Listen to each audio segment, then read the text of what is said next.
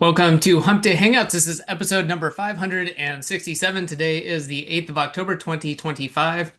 And we are going to jump into answering your local SEO questions after a couple of quick announcements. And wanted to first off say something that I just reminded myself of was if you prefer podcast and audio on the go, you can always check out Hump Day Hangouts on Spotify. If you go to Spotify and look for Semantic Mastery or Hump Day Hangouts, you will find it. You can subscribe there, download it for offline, do whatever you want. I know sometimes people can't make it live. Maybe you're on a flight, you're traveling, and you want to get caught up. That can be a great way to do that. I do that with various podcasts, and I know it's nice to stay up to date, maybe learn a few things, get things done that way. So, with that all said, I wanted to make a couple of quick announcements and then wanted to check in with Bradley. We've mentioned two main things, or maybe three main things over the past few weeks, and wanted to touch on those again. The first one is Local Mastery. This is the newsletter that you can get at localmastery.semanticmastery.com. This is 5 to 7 actionable local SEO insights each week delivered via email newsletter, and there's an action item for each of those 5 to 7 things. And like I said, this is presented in a newsletter that you can get through in 30 minutes. And if you are amazing, or if you have a team, you could probably put all of this stuff to work for you, for your agency, for your business. But honestly, if you just put one of these things or dive into one of those, you can really make some changes. And then each week you get more. The second thing I wanted to talk about, Bradley touched on this over the last few weeks, was the local ops SEO blueprint. And this is really the systematized approach to local SEO success. If you want to check this out, go to localops.semanticmastery.com. So with that said, Bradley, how you doing today? I'm good, man. Happy to be here.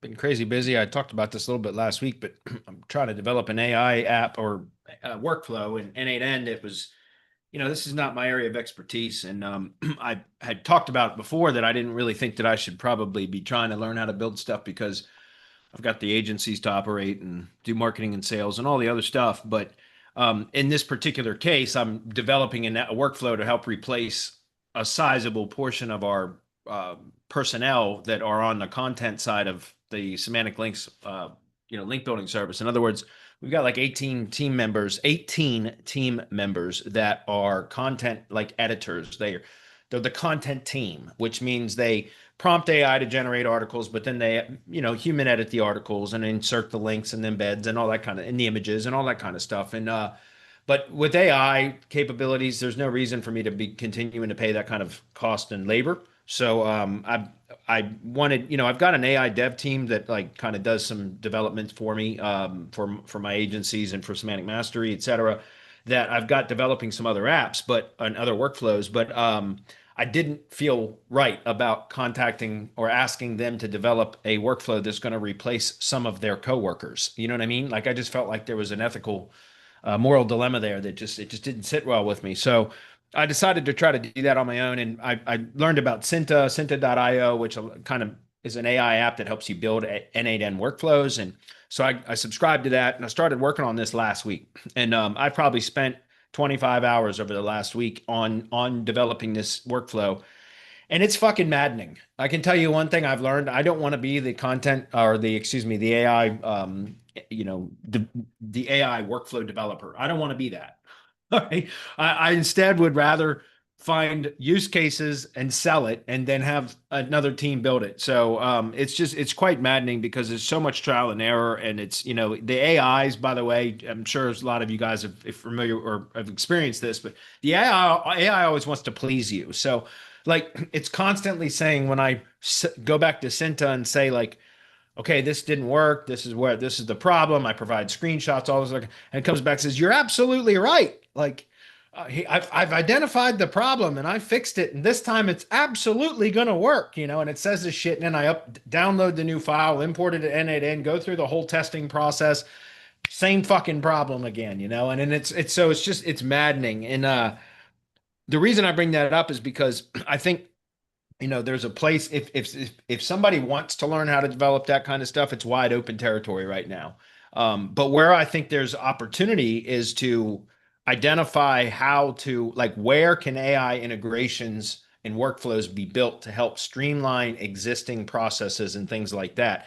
And on the kind of the higher founder level side of things, I think it's important for us as the agency owners, the marketing professionals, whatever, to kind of look for opportunities where we can have those types of automations or workflows developed, but not necessarily be the ones doing it. You know what I mean? And so I'm just pointing that out because, after spending 25 or so hours in developing an app, and I've learned a lot going through Cinta and just going through each of the steps within the workflow and just trial and error, like testing and all this. I've learned a lot, the stuff that I didn't even really care to learn.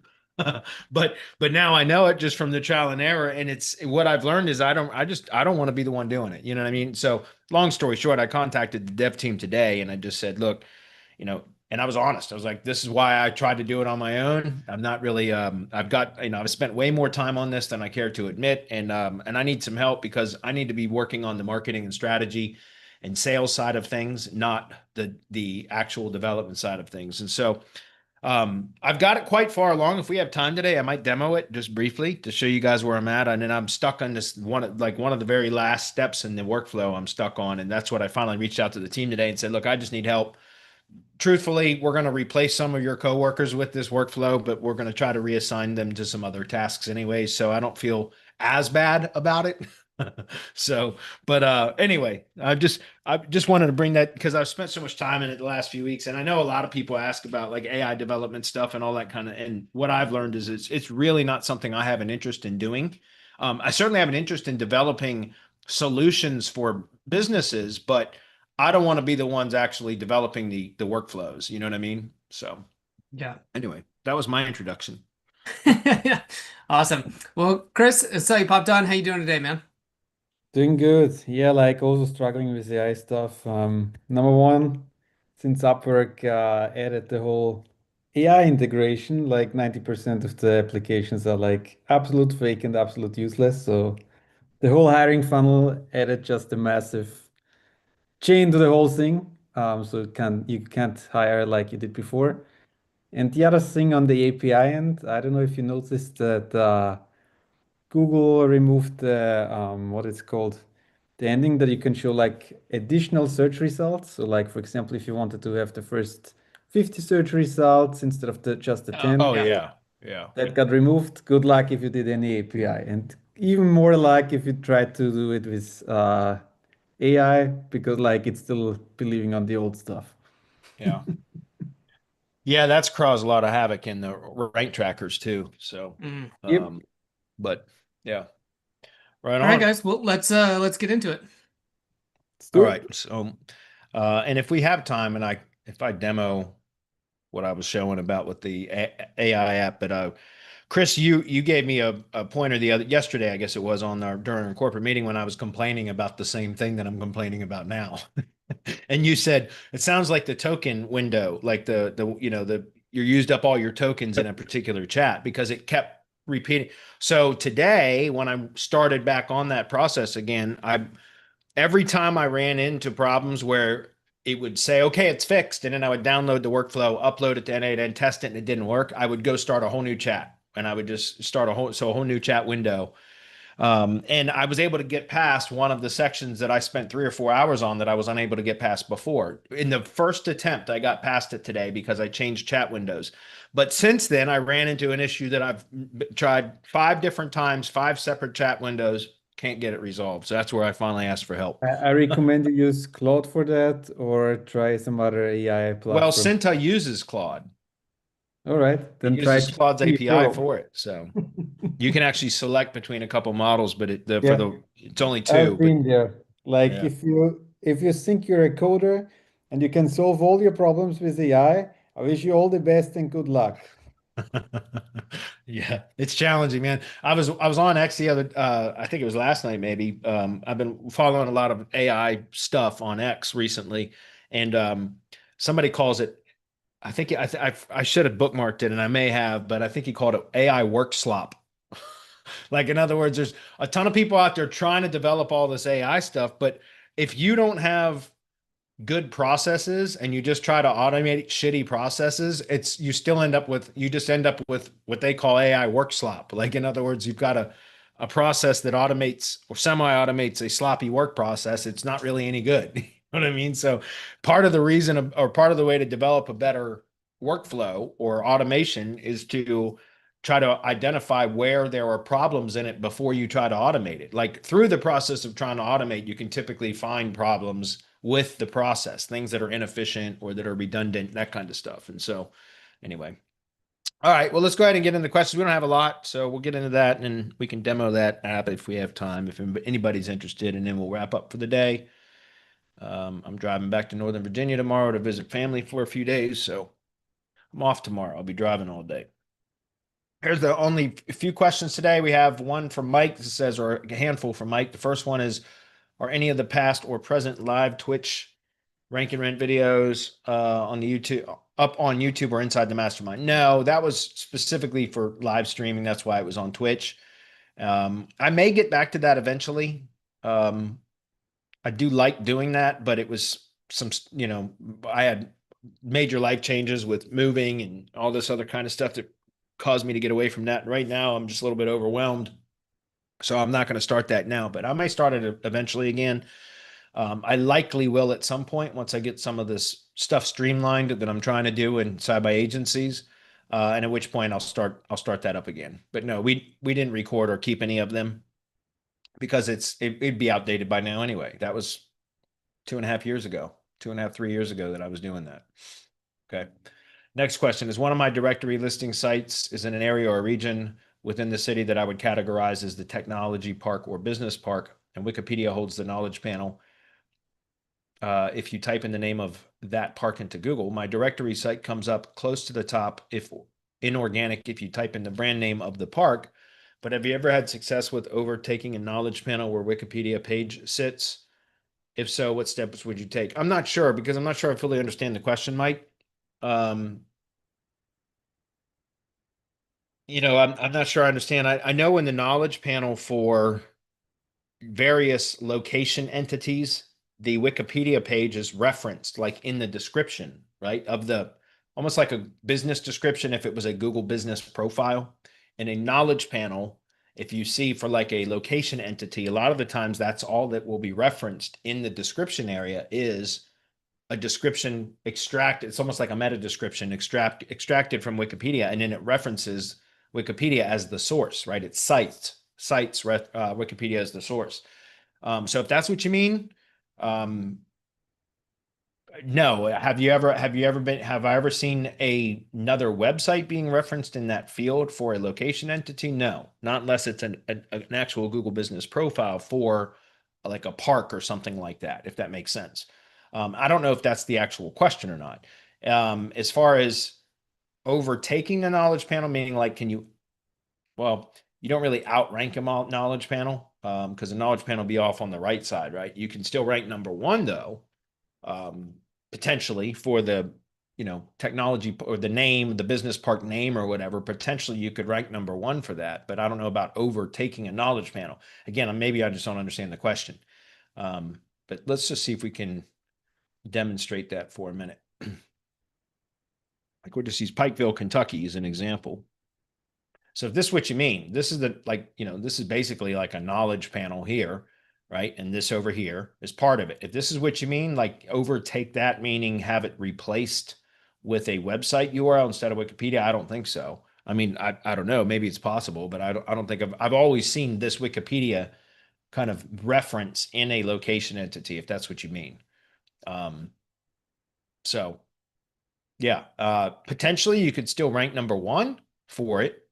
It's unlikely, but potentially you could, but I don't know about this, if that's what you were asking about. So if Mike's on and he wants to clarify the question, that's great. Otherwise, I'm going to move on.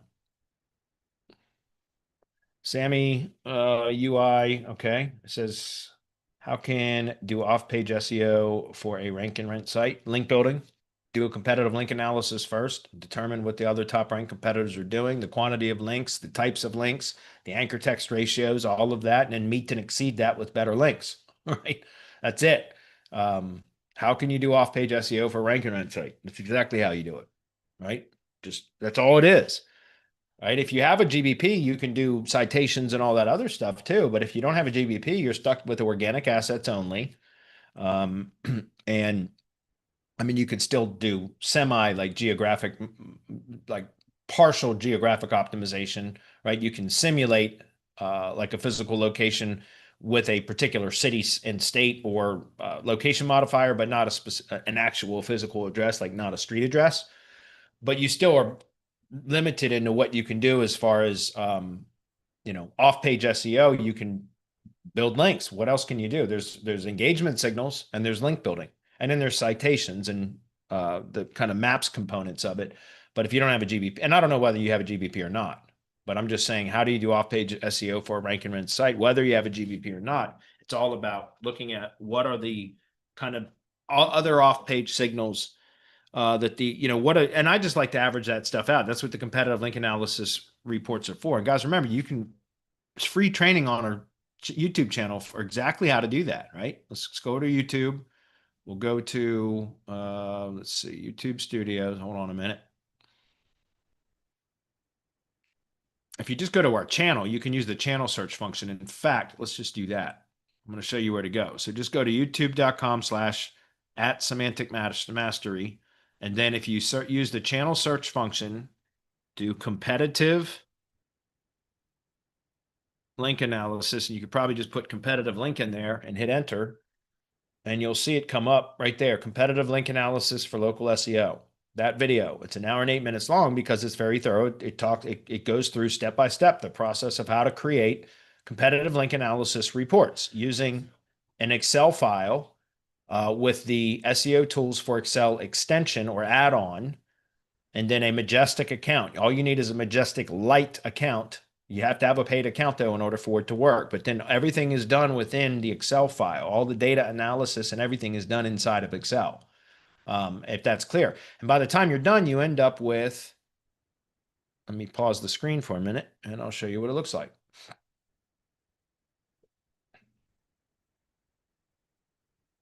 If I can find, there it is.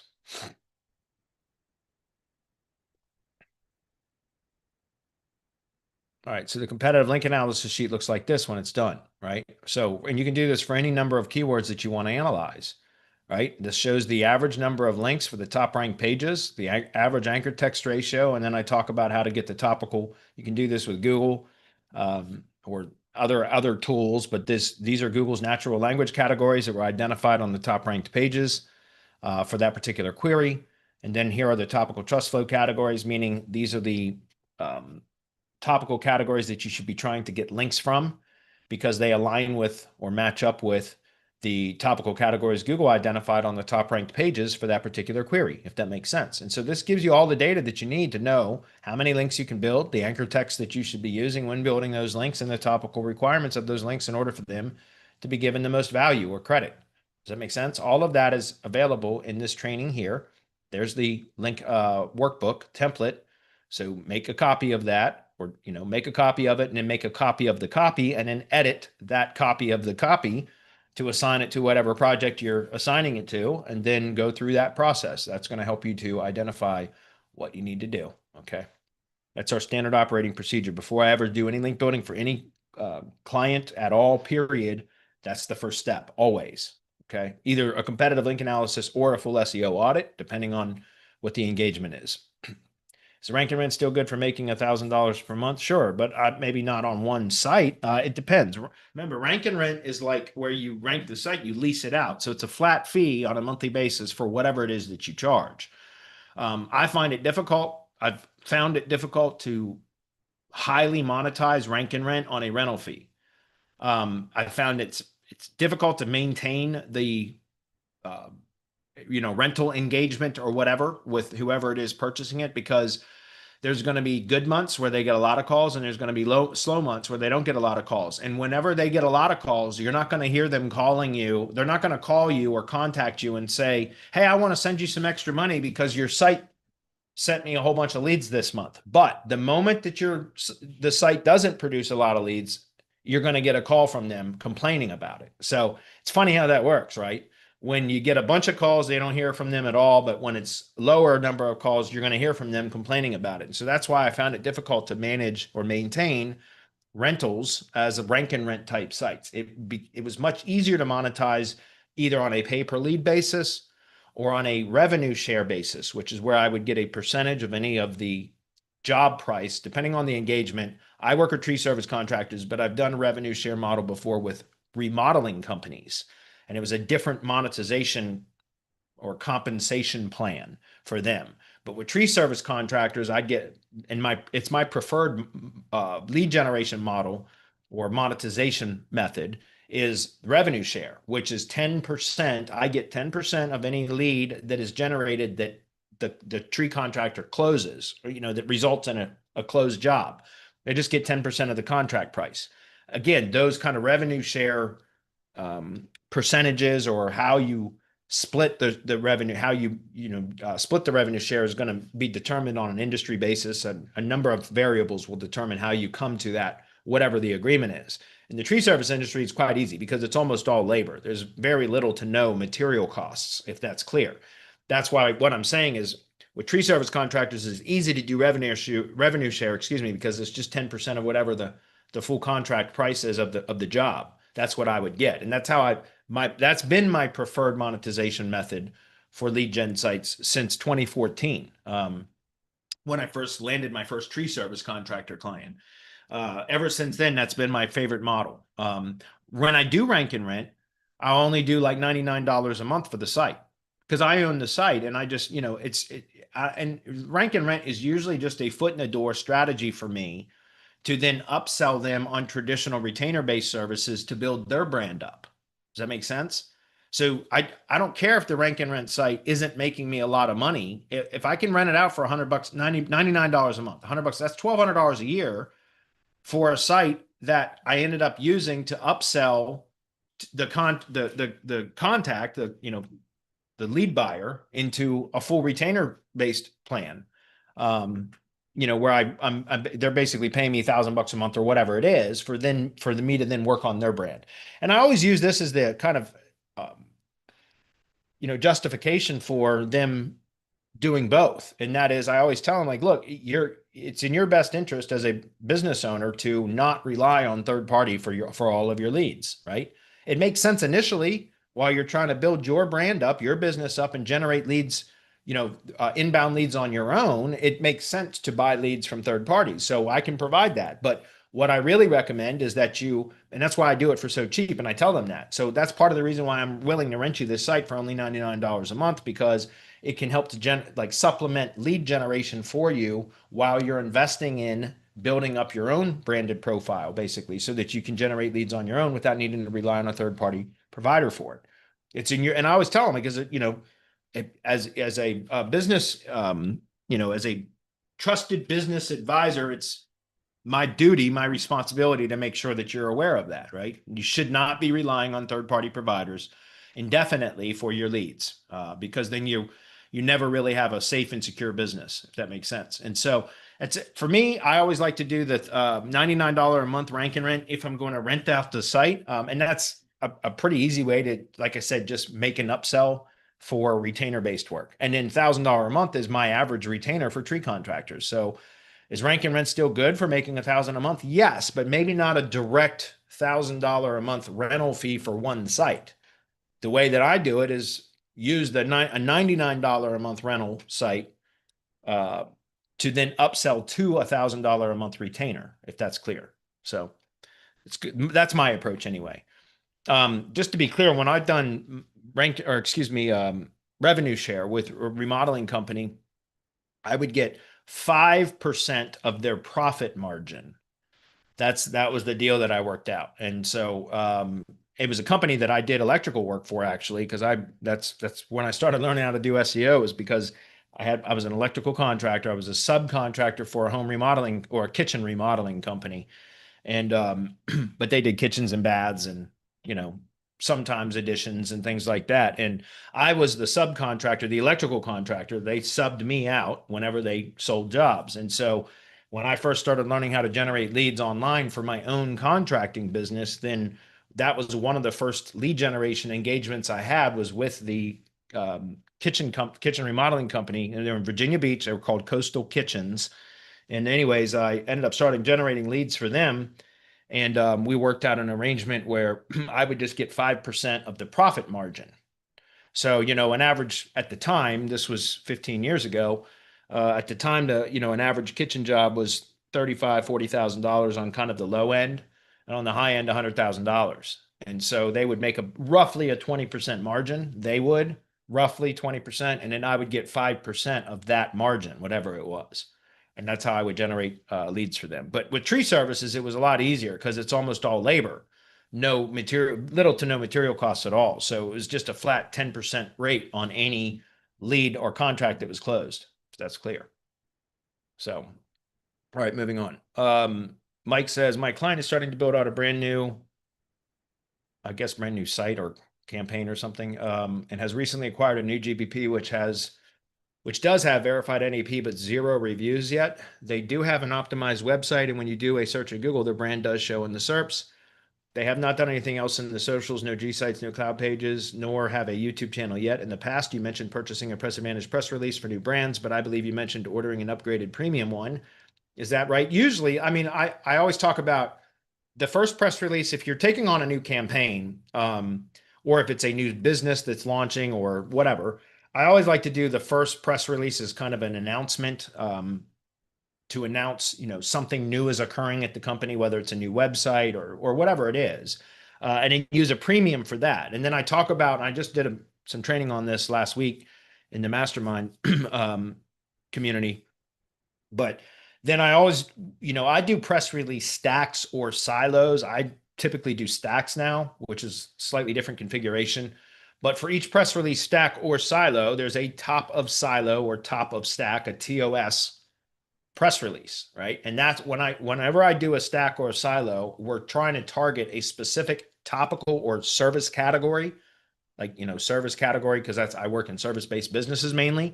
So either a topical or service type of a category, or location, an area. We're trying to target an area, a service area.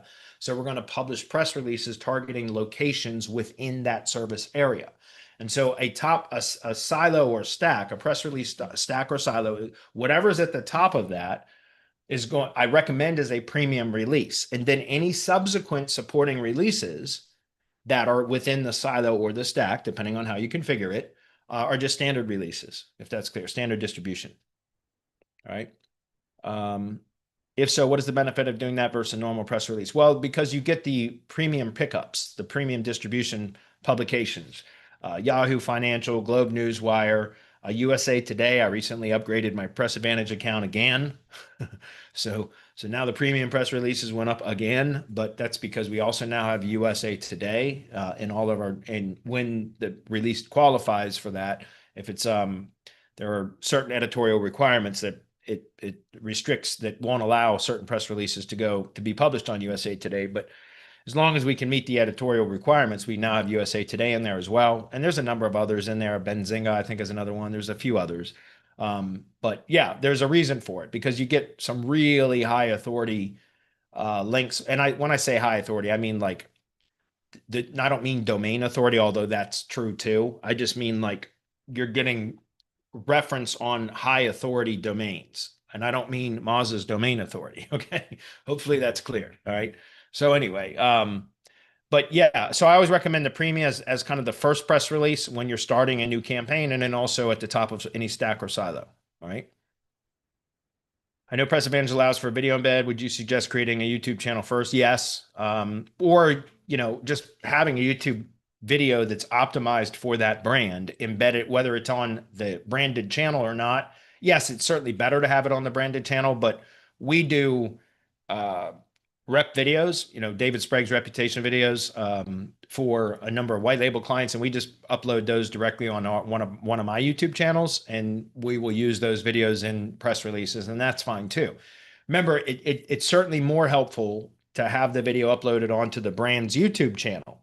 But as long as the video is promoting the brand and referencing the brand, it can be published on any channel. It doesn't matter, right? It's certainly better to have it on its correct channel, but it doesn't have to be. Okay. Would you push out the first PR before or after the branded assets are created? It really doesn't matter. Because they're all, I kind of do all those things at the same time. Or, guys, remember, we just talked about this again. I'm just going to go, this is a good opportunity to pull this up. Local ops SEO system. The exact process that I use every time is to work on the brand stuff, right? Week one, and usually it's all done in the first week as we do a full SEO audit or competitive link analysis, depending on which type of business it is. Then we either order the branded assets or a brand builder, depending on what the data analysis process showed us. We then know how well developed is the knowledge graph for that particular branded business location.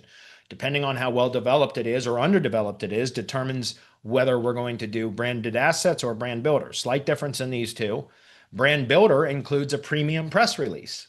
So that's, again, if it's a weak brand, we want to use a premium press release specifically to help kind of push some authority, right? And some brand recognition. And then when we get to week 4, which is where we start doing our ongoing services, week 4 and beyond, press releases. Again, press releases right there. So it's part of the process. And I always do that. It doesn't matter whether you have these back or not, because usually sometimes these will still be in process by our vendors, like still be in the build process when we publish the first press release. When we link to what I always recommend for link, and by the way, this is another video that's publicly available on our YouTube channel. So let me show you where this is. We're going to come back to Semantic Mastery YouTube channel. I'm going to click on search and we're going to look for press release 2024. Let's just use that as an example. I think that's a good search query. Press releases for local SEO 2024 update right there. If you go view this, that's an 1.5 hour long webinar that I did along with, I think Jeremy from PressAdvantage even popped in on this at some point. I can't remember now, but this is basically this, my process hasn't changed. I know it's 2025 now. It's almost, the end of 2025.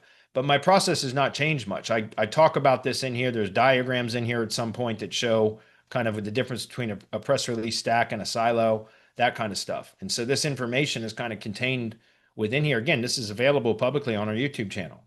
So this talks about the difference between a stack and a silo. I use stacks more than silos now, et cetera, but this is the reason why. Okay. It works.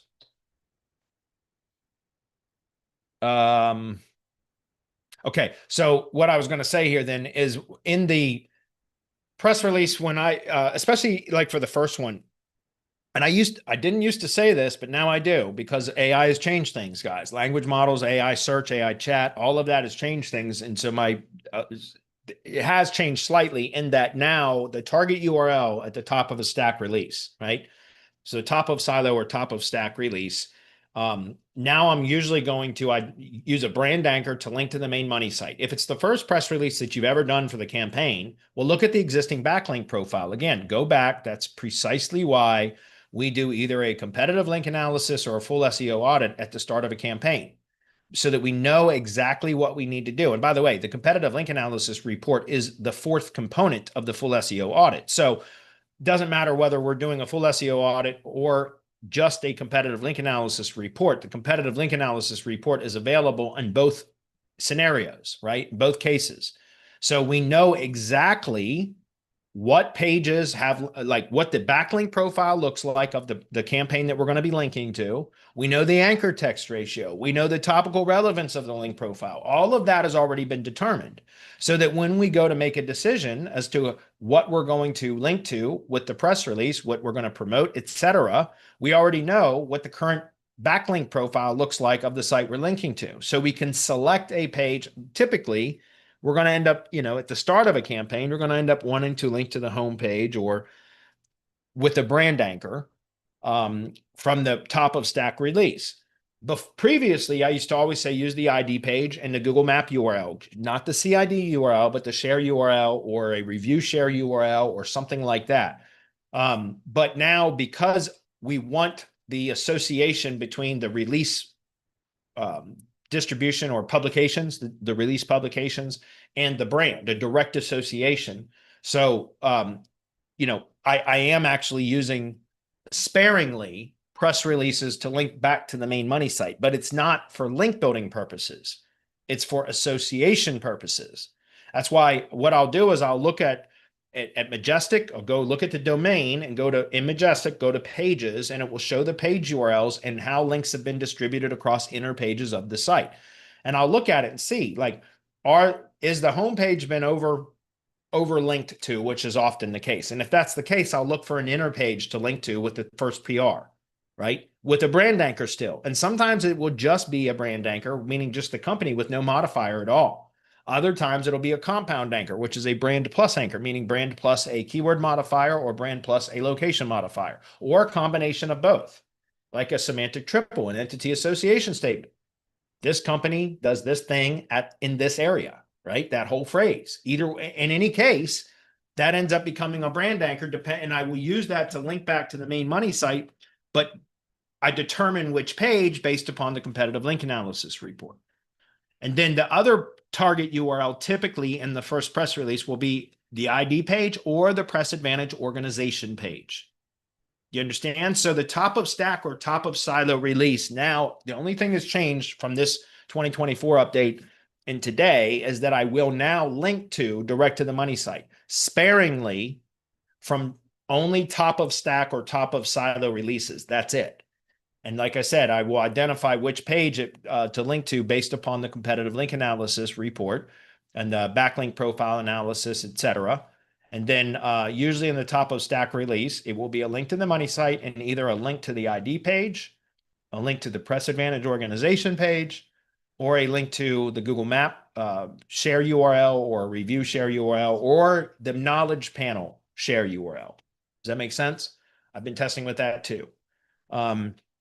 But then all subsequent releases are just going to link to that first release. And then usually what I'll do is link out to some other primary supporting asset, like a Google site, batch geomap, etc. Those types of things. Okay. And subsequent releases, the supporting releases, I mean. Okay. Anyway, all this is available publicly on the channel. So, but that's a good question too. Wondering about the order of things before or after PR is pushed out. Remember, guys, if you want to know about the order of things, just go get Local Ops SEO system. It's like $300, man. Like it's the exact system and the exact order with the exact timeline of how I apply everything. It's right here and it's step by step. So I'd encourage you to check this out. This I'm demonstrating it here for you, but all of that is laid out here with the appropriate timelines and all. Okay. Good question. Moving on. I think we're done. Actually, there's one more from Mike.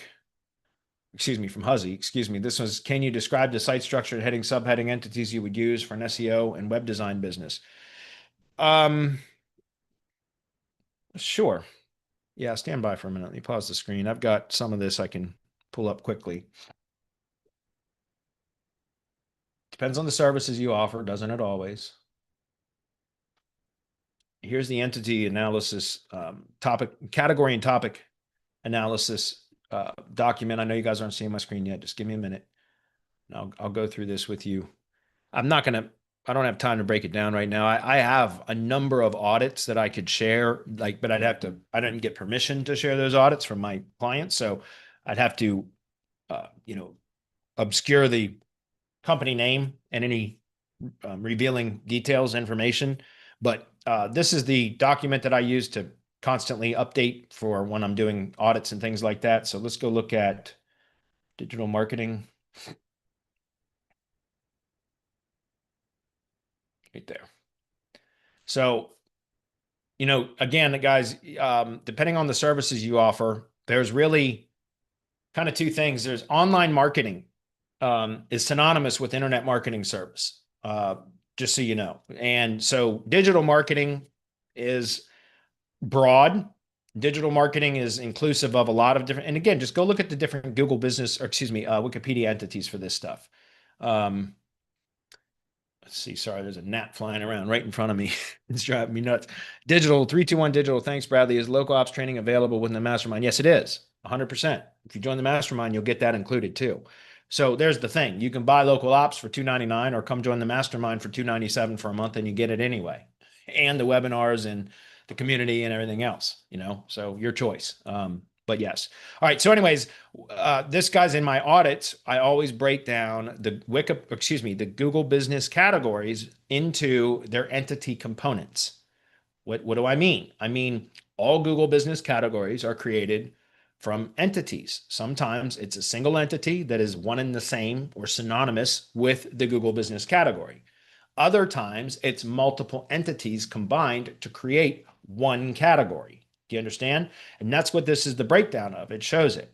And so I then go through the process of explaining how that breakdown occurs. And the reason that I reference all of these Wikipedia URLs and the breakdown into the audit documents is to prove, like, to bring receipts. Like, in other words, I want to show my work, right? Remember in math classes where a teacher would give you a problem and you might know the answer, but the teacher wanted you to work out how you came to that conclusion, right? How did you derive at that answer to that, how did you come to that answer? She wanted to show your work.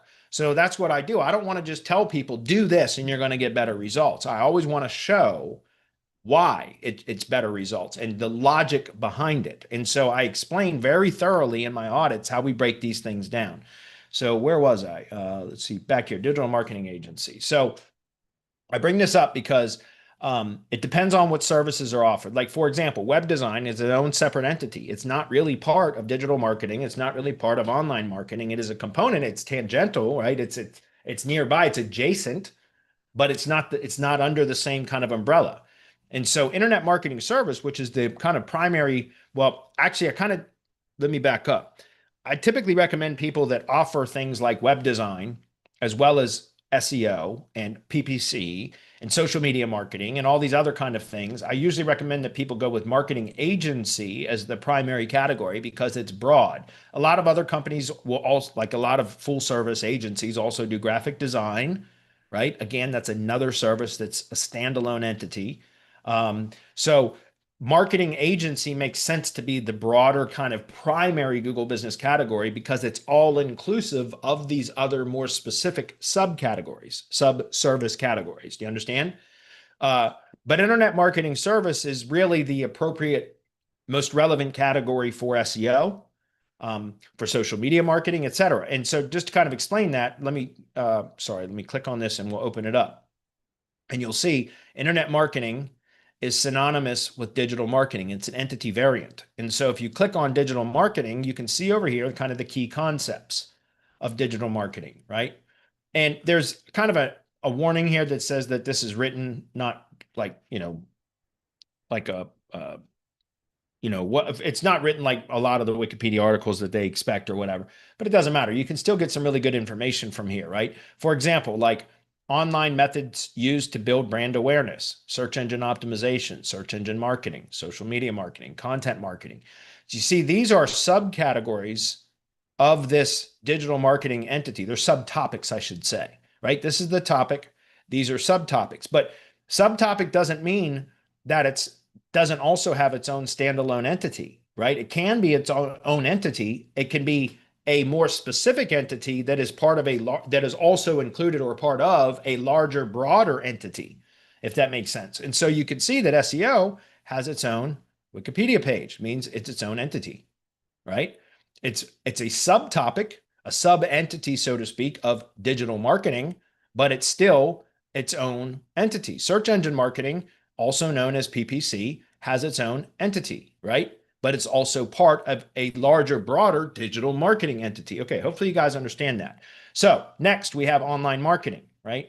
And by the way, internet marketing service is synonymous with digital marketing service or service economics because there's multiple versions of service depending on which context you're using it in. That's why this is called a disambiguation page, so that you can disambiguate the contextual relevance of this term service depending on which context it's used in, if that's clear. The context in which we would be talking about a digital marketing service, or internet marketing service, which is synonymous with digital marketing service, it would be service economics, which is the act or use for which a consumer, company, or government is willing to pay, right? Do you understand? So internet marketing service is saying digital marketing service that a company, in this case, a company would be willing to pay for. So that's why it makes a this is the kind of the breakdown to show how that category was created. Internet marketing service, internet marketing redirects or is an entity variant for digital marketing, and in service, multiple versions of service, depending on which context it is used.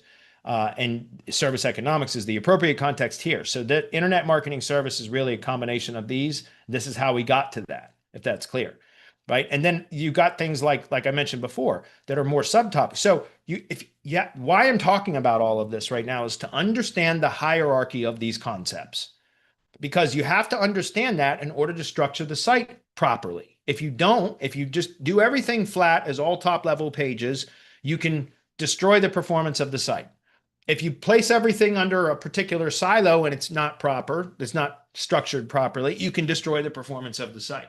So it makes sense to understand these concepts before you try to build out a site. That's why I go through all of this process in an audit document and the review video, because I try to very thoroughly explain these concepts so that not just to tell you what to do, but so that you understand why I'm suggesting that, so that you're, number one, if you understand it, you're likely going to be more confident, feel more confident in making those changes on a live site, a client site or a site in production, whatever, right? If you understand it, you're more likely to feel confident about making those changes. Also, I want you to understand how to apply those concepts to other campaigns without needing to always order an audit. Does that make sense? And so I'm pointing that out because, again, depending on the types of services that the agency provides, digital marketing, right, could be broken down. And here's the thing, you can optimize a homepage for digital marketing agency, right? Or digital marketing company, whatever, because that is the broadest of all categories. And then I would have a top level category for internet marketing or online marketing, because let me kind of show you something else. It's probably, I'm sure it's already there.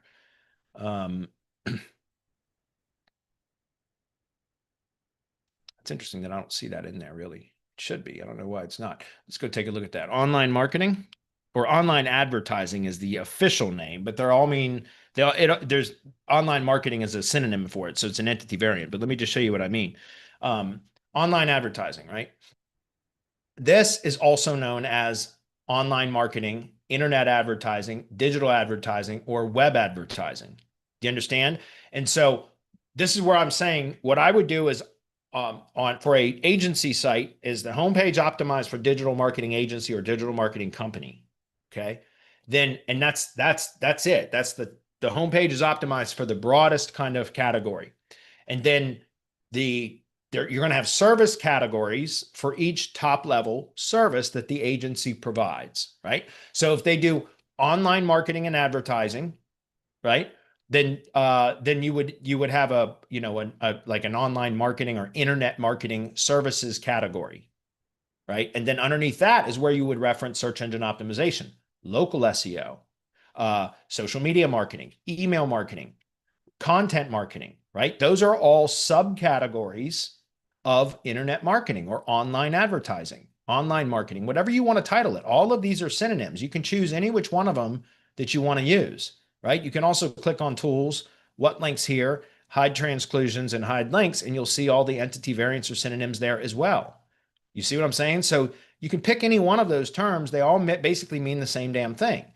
So if you understand that hierarchy, then you can structure the site properly so that you have top level service category pages that align with their matching Google business categories, which is precisely why I spend the time going through breaking all of these down here, right?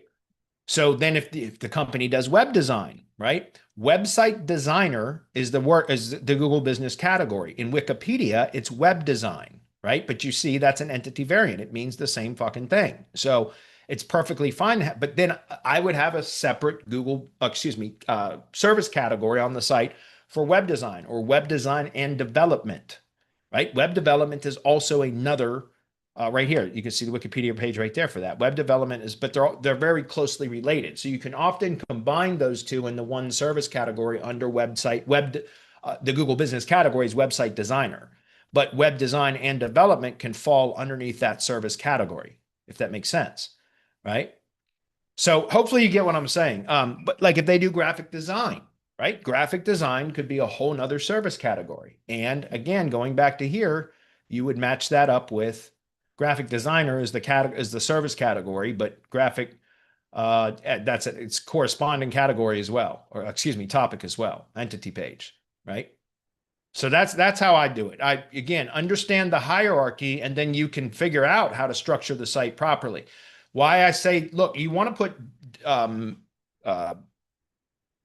the broadest category on the homepage, especially when you have multiple service categories. So when I said marketing agency is the primary service category in the GBP, but then I said optimize the homepage for digital marketing agency, because it's still marketing agency. You just prepended digital to it, if that makes sense. So hopefully you get what I'm saying. For a GBP, a marketing agency GBP, I would have marketing agency the primary, and then all of the relevant subcategories: internet marketing service, website designer if they do that, graphic designer if they do that, those types of things. Okay. But then the website itself, optimize the homepage for digital marketing. And then you create top level service category pages for their respective service categories of the services that they provide.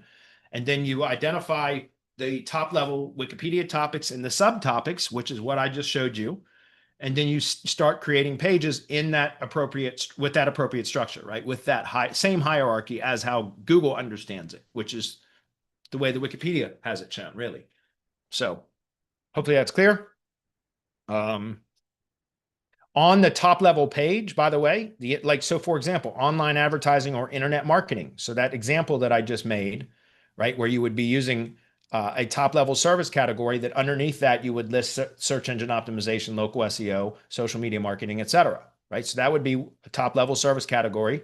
So on here, I would make a top level page, and then you would have an H2 on that page that says these are the online marketing or internet advertising or digital advertising or whatever. Again, all of these are variants, so you can pick whichever one sounds right to you. And so I'm just going to say we provide the following, or are these online that we provide these online advertising services, and then it would have an H3 for each one of those services. Then if you have supporting service pages that fall underneath the online, so example, a separate page for SEO, a separate page for local SEO, a separate page for social media marketing, those would be child pages of the top level online advertising page, right? And so that would be an H2 that says these are the online advertising services that we provide. Then H3 internal links with H3 anchor text that list and link down to their supporting service pages. On each service page, you would have an internal link back up to the top level service category page. You understand? And then on each one of those service pages, the top level and supporting service pages, you have an internal link element that's going to list and link to your location pages. That's how you create a direct association between the service and each of the locations that service is available to, and vice versa. On the location pages, you have an H2 that says these are the following marketing services that we provide in whatever that city is or town is. And then you're going to list and link with H3 anchor text to the top level service category pages. And if you have supporting service pages, child pages of their top level service categories, and those would be H4 links to the supporting service pages, right? Do you understand? And that creates a direct association between each of those individual services and that specific location. It's why you don't need to have a separate page for each service times each city, because you just create the association through internal links in a logical format that Google understands, because it's all modeling the hierarchy of how Google understands these topics or these concepts, right? Same thing with the geographic structure, how you structure geographic silos within the site, right? It's the exact same way. Go look at Wikipedia, right? If we start here, we go look at, for just an example, like I'm in Pikeville, Kentucky, right? So we always start with the city or town level, okay? And then, oops, meant to say Pikeville, Kentucky. Then from here, you can see what county is that city in. You open that up, and then what region is this county in, right? So we can typically find a region then that it's so we can determine the hierarchy of how to structure location pages, right? Are we targeting a major metro area? Within the kind of top level is counties, and then city or towns. Cities or towns is kind of the supporting location pages, or are we going more granular where we have top level cities as the top level pages, but then we do neighborhood pages. Like, again, we have to determine what is the scope of the project, how competitive it is it, because that's going to determine how many levels deep you should go with supporting location pages. All that kind of stuff is all determined through the local SEO, either full SEO audit or the competitive link analysis, right? And in determining kind of determine all of that before you build the site. That's why, again, right here, we talk about build, optimize website. We always do that in weeks over the course of like weeks 2 and 3, based upon the analysis up front, right? So anyway, it was a good question. Let's move on. Okay, so we got a couple comments, guys, and we're going to wrap up right on time too. Alex at Sammy, yes, I have client paying $1,500 a month for rank and rent. That must be for rank and rent. Yeah, it's hard to do, Alex. I mean, good for you, man. I hope it works for you. I always had a real hard time. Anytime I tried to charge anything over $500 a month for rank and rent sites, it was hard to keep them monetized for long at that rate. I would constantly be replacing the lead buyer, right? And I got tired of doing that. So that's why I changed my monetization strategy significantly, right? As far as lead gen or revenue share as primary models, and then lead very inexpensive rank and rent, which is why I target low competition areas now, because it just makes it so much easier. Target low competition areas, rank a site fairly easily, relatively low amount of work and investment of resources, time, money, whatever. And then once you have it ranked, you use that as a sales tool. You rent it out for $99 a month and use it as an upsell or as a sales tool to then upsell to a larger retainer package, because it's much easier to manage and maintain one of those sites, in my opinion, than it is to try to monetize it for $1,000 a month, if that's clear. That's just in my experience with working with tree guys. That's how I modified my business. Costco says, does rank and rent even work without a GBP? Yeah, it can, but not nearly as well as it used to now, especially because, but as I just mentioned though, Costco, like that's why I do those for only $99 a month. You see, because they're not generating a lot of leads as organic only assets. But I can use that. And by the way, like I said, I will rent the site out initially if that's all they're willing to purchase. But if they're willing to go right into a retainer, I will just tell them, I will assign any of the leads from this site to you. I don't charge them $99 a month for that site and their retainer on top of that. If they agree initially to go right into a retainer package and I use that rank and rent site or lead gen site as a sales tool, then I tell them, hey, listen, if you sign up with me by this Friday or whatever it is, I'll assign this site exclusively to you, meaning any leads generated from this site will go to you and you only, nobody else, as long as you're a paying client of mine. That's it. I don't charge them $99 for that site and then also a retainer. Now, if they start renting the site first and then later on want to run a retainer, if they don't ask to have them combined, I'll keep billing them for both.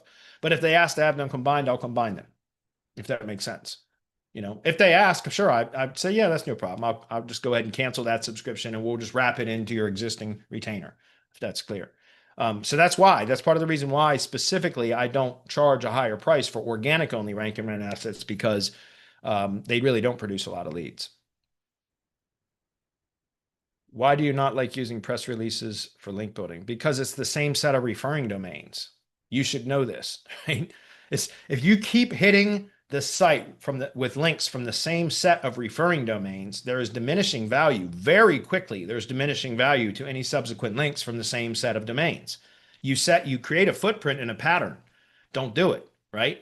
I've got a number of SEO clients where they use press releases as their primary link building method. And like, you'll go look at their pages in Majestic, go sort by, go to domain, look at the full backlink profile of the domain, go to pages, and you can see clearly exactly those clients that are using press releases for link building, because it'll say in the referring domain column for each of the page URLs, it'll say the exact same number of referring domains for multiple pages on the site.